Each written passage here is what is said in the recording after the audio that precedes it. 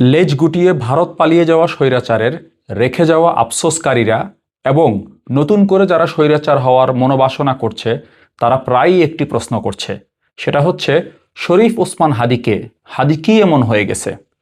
ব্যাপারটা যেহেতু ওসমান হাদির, লেটস গেট সিরিয়াস। সিমের বিচি সাইজের ব্রেন নিয়ে আপনার বোঝার কথা না হাদি কে ছিল। আপনার রাজনৈতিক আব্বু থুকু আপনার রাজনৈতিক নেতাকে জিজ্ঞাসা করুন হাদি কে ছিল। হাদির ভয়ে আপনার নেতাদের প্যান্ট ভিজে যাওয়ার অবস্থা হয়ে গিয়েছিল। ঠিক সেজন্যই হাদিকে হত্যা করাটা অপরিহার্য হয়ে গিয়েছিল। হাদি যদি বেঁচে থাকতো তাহলে স্বৈরাচার, দুর্নীতিবাজ এবং চাঁদাবাজদের জীবন কালা কালা হয়ে যেত।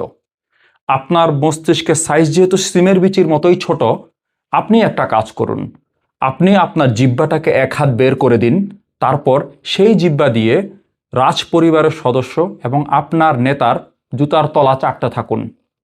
বাংলাদেশের মালিক হয়ে ওঠা আপনার পক্ষে সম্ভব না, তাই আপনি দাসত্বের জীবনটাই বেছে নিন এবং নেতার জুতার তলার ময়লা পরিষ্কার করতে থাকুন আর নেতার আশীর্বাদে বাকিটা জীবন কাটিয়ে দিন। আর হ্যাঁ, আপনি মরলে তো কেউ ফিরেও তাকাবে না।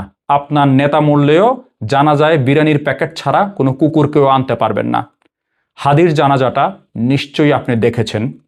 আশা করি আপনার কাছে এখন স্পষ্ট হাদি কে ছিল, হাদি কি ছিল।